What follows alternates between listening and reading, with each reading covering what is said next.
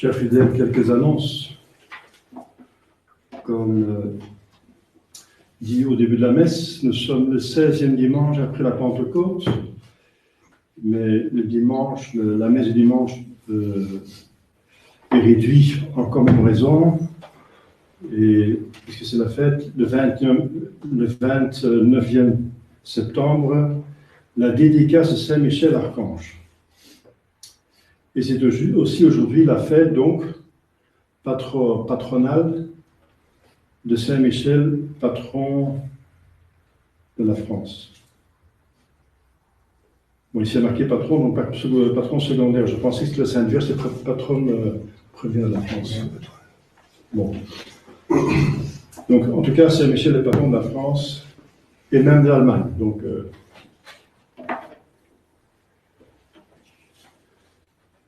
Saint-Michel a souffert quand vous avez fait la guerre, puisqu'il est patron des deux alors. Lundi, Saint Jérôme, confesseur et docteur de l'Église. Mardi, c'est le 1er octobre. Le mois d'octobre est le mois du rosaire. La plupart de vous, j'espère, prit déjà le chapelet, et quelques-uns d'entre vous même le rosaire, ça veut dire 3 chapelets. Mais le mois d'octobre, c'est le mois où on va ajuster le tir. Donc ceux qui ne prient pas le chapelet doivent se faire un petit, il convient de faire un petit examen de conscience. Les temps sont difficiles, plus difficiles que jamais. Et le catéchisme dit qu'il faut prier le matin et le soir, avant après le repas, en temps de danger et de nécessité. Bien, nous sommes en danger et nécessité actuellement. Il faut voir l'état de l'Église. Quel est l'état de l'Église? Quelle est la situation de nos pays, etc. Nous sommes en grand danger et nécessité. Donc la prière doit être en proportion avec la nécessité et le danger. Alors, la situation plus dangereuse que jamais dans l'histoire de l'Église, puisque la tête est en vacances. Hein. C'est les vacances, la vacance, ça veut dire le pape, il n'y a pas de pape après, comme vous savez, les hérésies des papes, il n'y a pas de plus de pape, ce qui se passe normalement en court temps entre la mort d'un pape et l'élection d'un autre, normalement il n'y a pas tant d'années. La période la plus longue, c'était, à mon avis, 3 ans. Maintenant, c'est à partir de 64, c'est plus que 50 ans. Alors, donc, il y a beaucoup de... Ceci cause une crise, que vous savez. Donc, il faut prier le chapelet comme la Sainte Vierge a demandé, et donne toutes les grâces pour le chapelet. Et le rosaire donne plus. Voilà. C'est le moment de... Essayez, faites un essai. Priez plus, chapelet, ça va changer dans votre vie. Aussi, Léon XIII demande de dire aussi de prier la litanie Sainte Vierge au mois d'octobre et la prière de Saint Joseph de mois d'octobre. Donc c'est la prière de Saint Joseph en octobre qui se trouve dans le livre bleu que vous avez, la plupart de vous, le livre bleu de prière. Voilà. Et si c'est possible de faire des expositions de ces sacrements. Le soir, c'est un peu difficile parce que tout le monde veut repartir le soir. Mais c'est le dernier dimanche qu'on célèbre la messe le soir. Enfin, pour cette fois-ci. S'il y a encore des problèmes qui viennent à l'avenir, on pourra encore changer. Donc, dimanche prochain, ce sera de nouveau à 10h ici. Donc, si pas tout le monde est là, donc avertissez les gens, les personnes qui ne savent pas, aussi essayer d'avertir les gens qui sont absents. Voilà. Alors, mardi, donc, le 1er octobre, c'est de la féerie, c'est la mémoire de Saint Rémy, évêque. Évêque de Reims et apôtre des Francs. Mercredi, Saints Anges Gardiens, le 2 octobre. Saints Anges Gardiens. Jeudi, Sainte Thérèse de l'Enfant Jésus. Voilà. Elle est patronne des missions. Et elle est patronne secondaire de la France. Patronne des missions, quoiqu'elle n'a pas mis un pied dehors du Carmel. Elle n'est pas sortie de sa maison.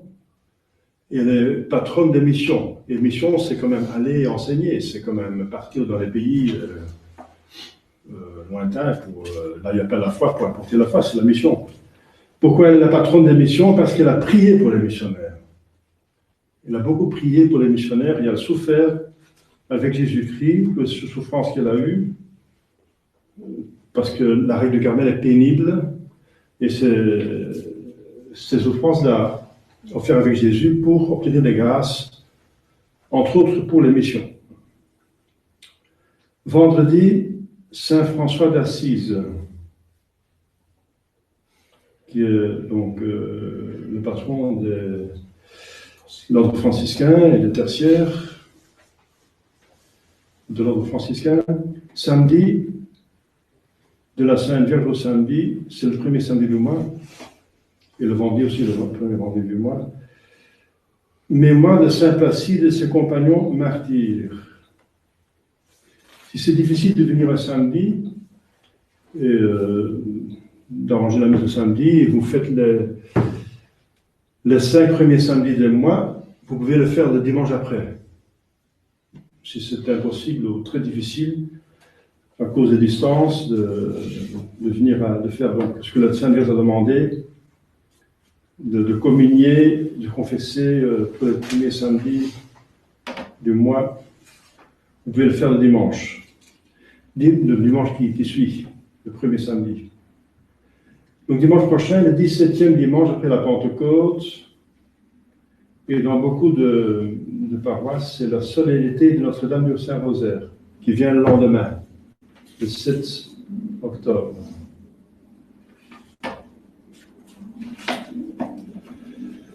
Au nom du Père et du Fils et du Saint-Esprit, ainsi soit-il. Chers fidèles, c'est la fête de Saint-Michel liturgique. Saint-Michel a plusieurs autres fêtes. Il a la fête en tout cas, dans le martyrologe, de 8 mai. Mais ceci est la fête par excellence, première classe. Et on voit dans l'Évangile Jésus qui parle des anges que voient les petits enfants, les anges gardiens des petits enfants. Eh bien, Saint Michel est effectivement un ange gardien, mais un ange gardien spécial. C'est l'ange gardien de l'Église. C'était l'ange gardien du peuple élu dans l'Ancien Testament. C'est l'ange gardien de notre Seigneur Jésus-Christ. Alors, Saint Michel Archange, ce n'est pas l'ange le plus haut. L'ange le plus haut, c'est le premier cœur. Il y a plusieurs cœurs angéliques. Je change un petit peu le texte par ici, dans les pères de l'Église. C'est le sentiment commun des pères que les anges sont départis en 3 hiérarchies. Donc 3 ordres, formés chacun de 3 ordres au cœur. Donc il y a 3 fois 3 cœurs d'anges. Et vous savez pourquoi? Parce que 3, c'est le chiffre du ciel, de Dieu. 1 et 3. Il y a un Dieu et 3 personnes. Et le ciel chante la gloire de Dieu. Donc il y a 3 fois 3 chœurs d'anges qui chantent la gloire de Dieu dans le ciel. Et les ordres les plus hauts sont les plus saints, les plus beaux, les plus intelligents, les plus aimants, parce que c'est l'amour de Dieu qui décide de la proximité dans le ciel de Dieu. L'amour uni, donc l'amour, mais Dieu est infini, donc on peut aller à l'infini, donc c'est pas possible. Donc il y a certaines places, si on peut parler ainsi, dans le ciel, et ça dépend de l'amour de Dieu. Il y a les trois ordres plus hauts, les ordres du milieu et les ordres inférieurs. Saint Michel Archange, c'est un archange, donc il appartient à l'ordre inférieur. Pourquoi? Parce que les ordres inférieurs s'occupent de la création, ils exécutent la providence de Dieu. Donc ils s'occupent Dieu s'occupe bien de nous, mais Dieu aime déléguer. Donc la préoccupation paternelle de Dieu envers les créatures se fait par le ministère des anges et des cœurs inférieurs qui s'occupent des créatures. Les cœurs les plus hauts s'occupent de la louange de Dieu, plutôt du culte céleste. Alors, Saint Michel appartient au cœur des archanges, parce que les archanges sont plus hauts que les anges. Donc, nous avons tous un ange gardien, comme vous savez, mais nous connaissons que 3 archanges qui sont dans l'Écriture sainte. Donc, Saint Michel, Michael, elle, ça veut dire le Seigneur, Elohim, Gabriel et Raphaël. Michael, se dire qui est comme Dieu. Dieu est incomparable, est infini. Il y a une infinie différence entre Dieu et tout le reste. Qui est comme Dieu? Gabriel, c'est la force de Dieu. Et Raphaël signifie la médecine de Dieu, pour guérir les maladies de cœur et de l'âme. Donc ces noms se trouvent dans l'Écriture sainte. Vous connaissez l'histoire de Saint Gabriel, qui a eu la mission la plus noble d'annoncer l'incarnation et d'assister à l'incarnation de Dieu dans la Sainte Vierge. Donc c'est le plus haut des archanges, c'est Gabriel, son Saint Thomas, parce qu'il a eu la mission la plus noble. Saint Michel, il a eu comme mission de chasser le diable et de protéger l'Église. C'est l'ange du combat. Et c'est le chef, c'est le plus haut du combat. Saint Michel Archange. Et Saint Michel Archange a aussi assisté au jugement dernier. On le voit représenté sur le tableau avec une balance dans la main. Et les anges. Donc les plus élevés sont les plus proches de Dieu, ce sont les séraphins. Entre parenthèses, Lucifer, selon saint Thomas, il se pose la question, il appartenait à quel cœur? Puisque c'était le plus haut, il faut bien dire que c'est le séraphin, puisque les cœurs les plus hauts sont les séraphins. Mais, dit-il, les séraphins sont des flammes d'amour. Et l'amour ne peut pas, quand on aime, on ne peut pas trahir. C'est pas possible. Aimer, c'est justement s'unir, c'est vouloir, c'est aimer, et trahir, c'est déprécier, c'est le contraire, c'est haïr, c'est une haine. Donc de ce côté-là, il dit, on a tendance à dire que c'est plutôt un chérubin, les chérubins qui chantaient l'intelligence de Dieu. Les séraphins sont les flammes d'amour de Dieu, les chérubins chantent l'intelligence. L'intelligence peut pécher par orgueil. L'orgueil se trouve dans l'intelligence. Donc il n'a pas tranché la chose. Il sait que que Satan est le plus haut, était créé le plus haut en tant que créature. Donc il devrait être un séraphin. Mais puisqu'il a péché, c'est plutôt un chérubin. Donc il ne tranche pas la chose. Selon saint Grégoire le Grand, justement, c'est un chérubin. Donc il respecte l'opinion d'un pape. Bon, en tout cas, ça c'est entre parenthèses. C'est pas important de savoir. En tout cas, ces anges qui sont saints, parce que justement, ils ne sont pas tous saints. Ceux qui sont anciens sont saints, mais Un ange est une créature qui est créée comme l'homme, pour Dieu, et qui ont dû choisir. Donc un ange, c'est comme nous, mais alors sans corps.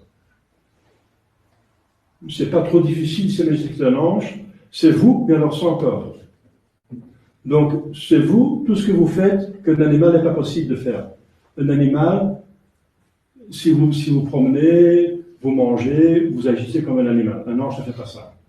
Mais si vous pensez, que vous aimez, vous faites un choix libre, vous agissez comme un ange. Voilà, avec votre âme. Une âme, les anges sont comme des âmes qui sont créées pour rester sans corps, pour pas animer. Nous sommes des anges, disons, créés pour animer un corps. Notre âme anime un corps. Et la mort, c'est la séparation de l'âme et du corps. Après la mort, nous sommes comme des anges, Jésus lui-même. Nous sommes comme les anges. Un esprit, mais limité. Dieu est le seul esprit illimité, immense, donc créé à l'image de Dieu. Dieu est esprit, nous sommes esprit déjà maintenant, mais un esprit qui a comme quatrième fonction, à côté de l'intelligence, mémoire, volonté, d'animer le corps. Mais puisque le corps est mortel, un jour, il faudra bien le quitter. Si ce n'est pas possible de encore l'animer convenablement, l'âme quitte le corps quand le corps ne fonctionne plus bien. Quand il y a un organe vital qui ne fonctionne plus, etc. Donc un ange, c'est nous, mais sans corps. Alors, ça ne devrait être pas trop difficile de savoir, puisque vous utilisez votre intelligence, j'espère, tous les jours, la volonté tous les jours, la mémoire tous les jours. Eh bien, de ce point de vue-là, tout ce que vous faites, qu'un animal n'est pas capable de faire, vous le faites comme un ange, avec votre âme. Avec l'âme, nous sommes comme les anges. Eh bien, un ange, c'est comme un homme, une âme qui n'anime pas un corps, après la mort, par exemple. Alors, plus grand encore, parce qu'ils sont au-dessus de nous. Nous sommes au-dessus des minéraux, des plantes, des animaux. Nous sommes êtres supérieurs, justement par notre intelligence, notre volonté libre. Mais les anges sont au-dessus de nous. Voilà. Donc, ce sont des êtres de nature magnifique, qui sont les êtres qui ressemblent le plus à Dieu. Dieu a créé tout à son image, mais ils ressemblent le plus à Dieu. Et Dieu est beauté. Dieu n'est pas seulement beau, il est beauté, etc. Il a toutes les perfections en degré infini. Eh bien, les anges, ils participent le plus à cela. À l'intelligence, la puissance de Dieu, ils peuvent mouvoir des planètes avec leur volonté. Donc, ils ont l'intelligence intuitive, ils savent tout, ils ne doivent pas aller à l'école. D'un coup, ils savent tout comme Adam et Ève, ont reçu la science infuse. Donc, c'est des êtres splendides de nature, déjà. Mais, puisque tout a été créé pour Dieu, tout ce qui est en dehors de Dieu est pour Dieu, tout ce qui existe, c'est pour le ciel. Tout le monde visible, c'est pour l'homme, et l'homme est pour Dieu, pour aller au ciel. Eh bien, eux aussi sont pour le ciel, mais le ciel, c'est une situation d'amitié avec Dieu, d'amour, d'amitié, de charité, d'amour, d'amitié. Très, très, très, très fort. Il faut aimer pour Dieu au-dessus de tout, même. C'est ça la religion. Eh bien, donc, c'est leur but, et l'amour est libre. L'amour a des caractéristiques. On ne peut pas forcer l'amour. En flamand et en allemand, en certaines langues, quand on devient amoureux, c'est un verbe qui se trouve au passif. C'est pas actif, c'est passif. Devenir amoureux, c'est un verbe au passif. Ça veut dire que ça nous advient, ça nous arrive, on peut le faire forcer. Ça arrive, mais en ce moment-là, alors on décide, oui ou non. Ça veut dire que l'amour vient de deux côtés. Donc c'est quelque chose qui doit aller ensemble, et puis et on va ensemble, parce que Dieu est esprit, nous sommes esprits, ça va très bien ensemble. Les êtres qui sont destinés pour le ciel sont des esprits. Les animaux ne peuvent pas aller au ciel dans le sens par avoir la vision béatifique, puisqu'ils n'ont pas des esprits. Alors, il y a une correspondance, mais celui qui fait le premier pas, c'est Dieu qui nous a créés, nous a proposé la rédemption. Alors, il faut dire oui. Et on ne peut pas forcer. C'est libre. L'amour est toujours libre. L'amour forcé, ça n'existe pas. C'est pas l'amour, c'est la comédie, n'est-ce pas? L'amour doit être libre. Et c'est pour ça que Dieu a donné la possibilité de choisir aux anges et aux hommes. Alors, il y en a qui ont dit oui, il y en a qui ont dit non. Ceux qui ont dit oui sont les saints anges. Deux tiers ont dit oui, selon la plupart des pères de l'Église. Un tiers a dit non, avec Satan en premier, Lucifer, son nom du diable. Non. Donc, je me suffis moi-même, je suis assez beau, je suis assez intelligent, je n'ai pas besoin du bon Dieu, je n'ai pas besoin de Dieu. Je me suffis. Alors, Saint Michel Archange, il a répondu, ah, toi, tu es le plus, oui, tu es le plus beau, tu es le plus haut. C'est vrai que tu es beau, mais c'est parce que le bon Dieu t'a créé que tu es beau, tu es intelligent. Et tu penses que tu n'as pas besoin de Dieu, que tu es le plus beau, etc., le plus beau des créatures, oui, d'accord, mais qui est comme Dieu? Michael, quis ut Deus, qui est comme Dieu? Alors, c'est la tuer vraiment, enfin, c'est la tuer. C'était fin du dialogue. Il était vaincu. Il n'y a pas de réponse qui est comme Dieu, il n'y a personne, il n'y a rien.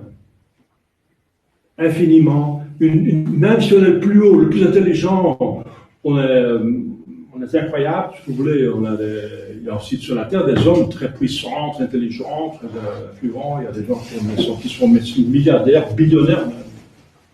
C'est incroyable. Ce qu'ils peuvent faire avec cet argent, la puissance, etc. Mais devant Dieu, c'est comme rien. La différence entre très grand et l'infini, c'est encore infini. Quis ut Deus. Vous êtes comme rien devant Dieu, comme rien. Et vous dépendez totalement de Dieu avec toute votre puissance, totalement de Dieu. Si Dieu était comme ça, vous n'existez plus.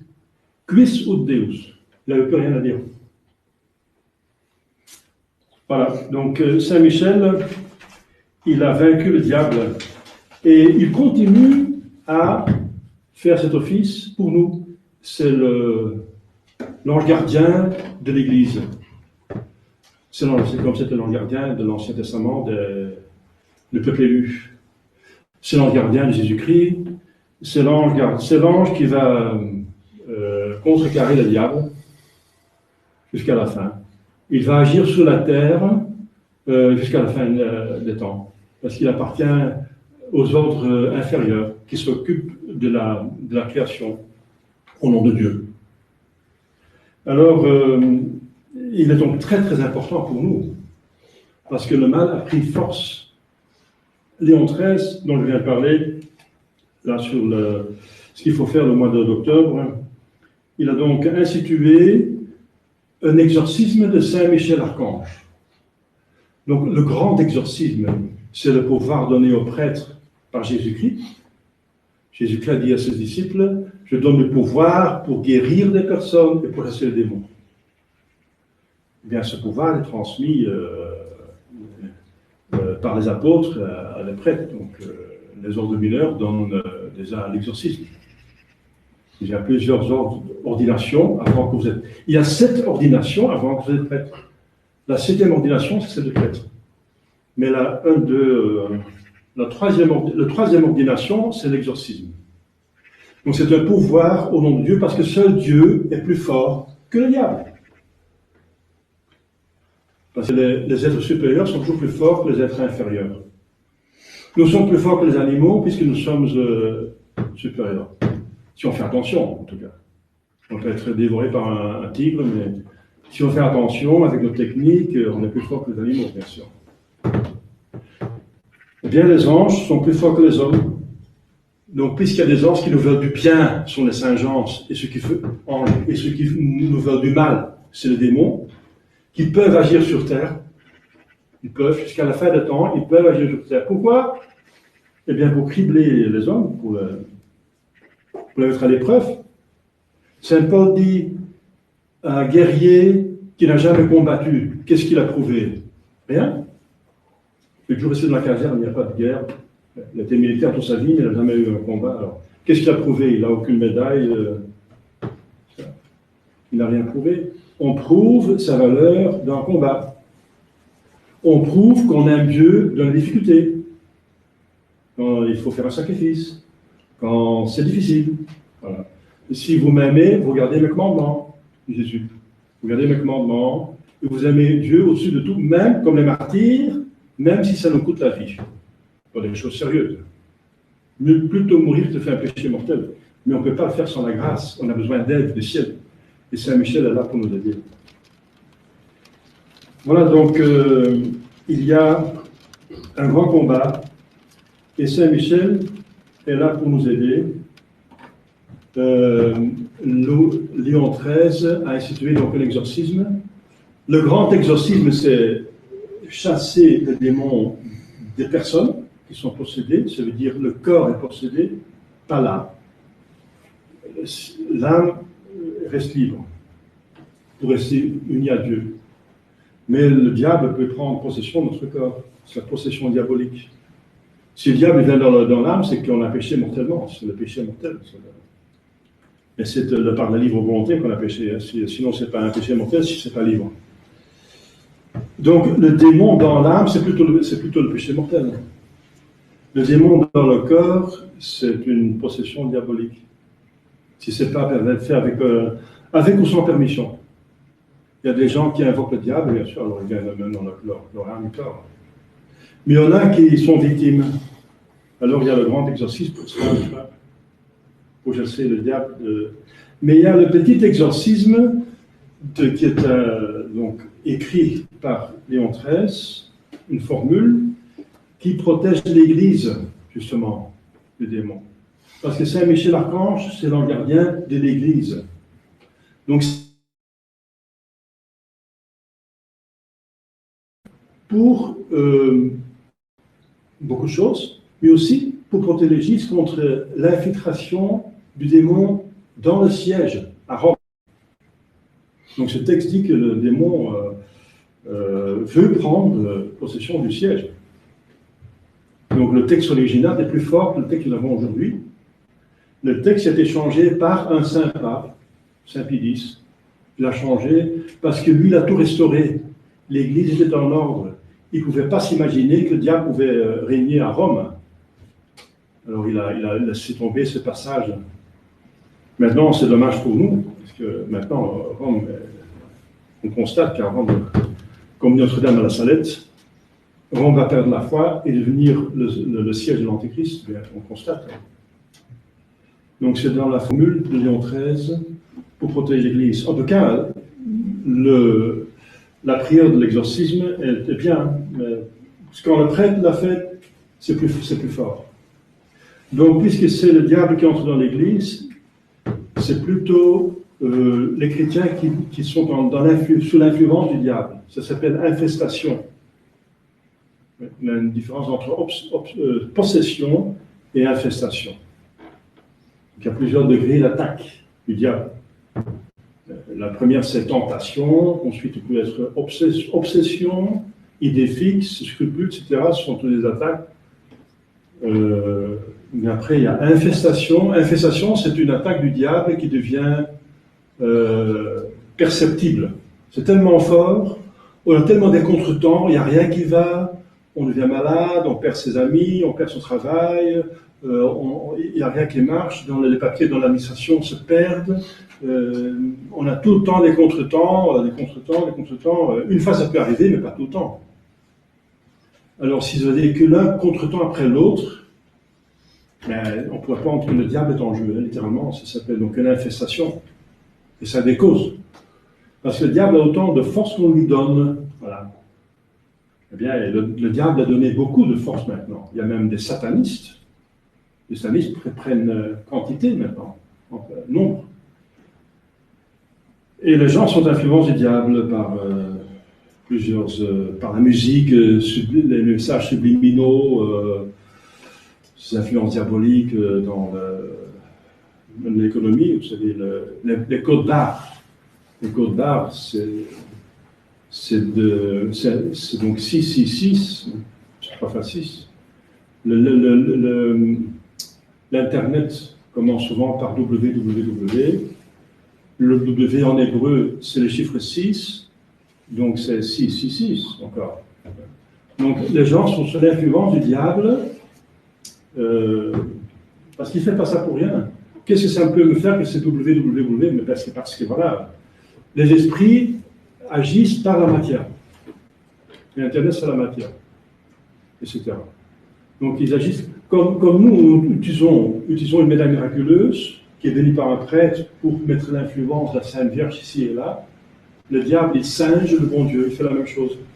Il met ses trucs à lui pour influencer les hommes. Donc, de toute façon, nous devons nous protéger. Donc, j'ai parlé au début de la prière du chapelet, du rosaire, et maintenant, Léon XIII nous demande de prier la prière de Saint-Michel-Archange. Il y en a plusieurs. Il y a un très court exorcisme que Léon XIII encore a demandé que chaque prêtre prie à chaque messe basse. C'est de votre mixel, la messe. Après, vous voyez, dans la messe lue ou basse, on ajoute cette prière. Et c'était obligatoire. Obligatoire. C'est pour protéger l'Église et c'est pour demander la conversion de la Russie. Et toute la Russie ne peut pas convertir. Voilà donc Saint Michel l'Archange. C'est un ange très puissant.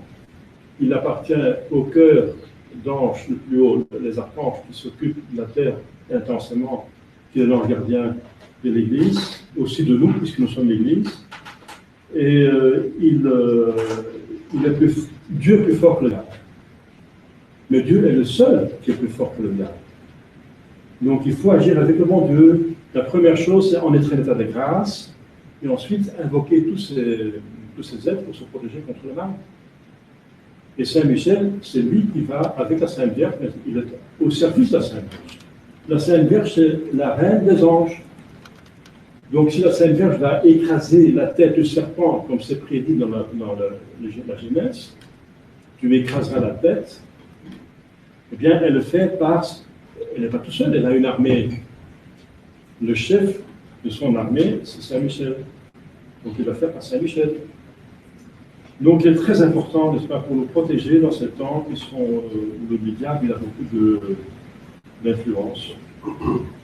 Donc ayons une grande estime de ces beaux êtres, de ces magnifiques créatures, les anges, qui sont de nature déjà si beaux, les anges, mais qui par surnature, ils ont gagné leur ciel.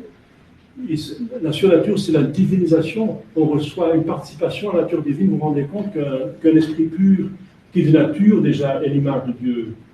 Dieu est esprit, son esprit. Dieu est Père, Fils, Saint-Esprit, son intelligence, mémoire, volonté. Et encore, ils reçoivent une participation en Dieu même. Alors, c'est comme si vous voyez l'âme de Jésus-Christ. Vous vous rendez compte, l'âme de Jésus-Christ après la résurrection. Si on voyait déjà Jésus-Christ, son corps après la résurrection, on pensait voir Dieu lui-même directement et le ciel. Mais ce n'est que le corps qui est là, l'écho, qui est comme une redondance de ce qui se passe dans l'âme. On ne peut pas voir, l'âme reste un esprit invisible pour nous ici sur Terre en tout cas.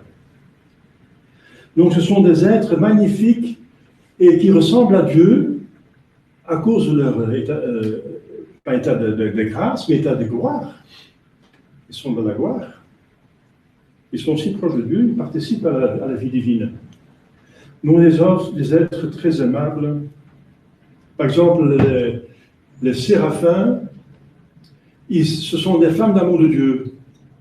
Et nous devons les imiter, nous devons être comme les séraphins. Ça veut dire aimer le bon Dieu infiniment, sans oui mais, sans dire oui mais oui, sans restriction, accepter toutes les souffrances, être dans un amour de retour parce que son amour envers nous est sans borne. Sans borne. Si on voit ce qu'il a vécu pour nous sur terre, pour nous racheter, c'est un amour qui va jusqu'au bout. Alors nous aussi, nous avons tellement un amour de retour sans borne, sans limite, total. Un total amour, je suis prêt à faire votre volonté, coûte que coûte, toutes circonstances, toute souffrance, il n'y a rien qui m'arrête, aidez-moi. aidez-moi, s'il vous plaît, à tenir jusqu'à la fin. C'est ça, imiter les séraphins, qui sont le plus haut, qui sont la flamme d'amour de Dieu. Ça. Mais tout ange aime le bon Dieu, mais ils sont le plus près. Alors. Donc, ce sont des êtres magnifiques, incroyables, inimaginables. Eh bien, Saint Michel est spécial. Il est mis à notre disposition. Il s'occupe de nous spécialement. Donc, soyons très dévots à Saint Michel Archange. Je vous conseille de lire de prier cette prière, l'exorcisme, surtout si vous êtes attaqué par des choses, par le diable. Et nous sommes tous plus ou moins sous attaque, puisque le diable s'attaque à toute l'Église. On voit les résultats. Il a demandé plus de puissance pour détruire l'Église, surtout le sacerdoce. En 1884, vous savez maintenant ce qu'est l'état de l'Église, maintenant, plus que 100 ans plus tard, on voit ce qu'il a fait le diable à l'Église. Donc nous sommes sous une très grande attaque, ça veut dire que nous n'avons pas pris les moyens convenables que le bon Dieu nous a donnés pour nous protéger. C'est tout ce que Saint Dieu a proposé au 19e et 20e siècle. Donc le chapelet, la médaille miraculeuse, etc. J'en ai parlé plusieurs fois, mais il faut bien insister parce que nous sommes encore trop dans une illusion. On pense qu'on va à la messe, on dit le prière du matin et du soir, puis voilà, on est d'être des chrétiens routiniers, que ça suffit. Mais non. Être citoyen d'une cité en paix, c'est autre chose que d'être un citoyen d'une cité en attaque, en pleine guerre. Il faut faire plus en pleine guerre pour survivre. Donc nous sommes sous une attaque incroyable. Donc il faut se protéger. Voilà. Donc Saint-Michel est à notre disposition. Et il faut bien l'apprécier, l'aimer, l'invoquer, essayer d'imiter ses vertus. Au nom du Père et du Fils et du Saint-Esprit, ainsi soit-il.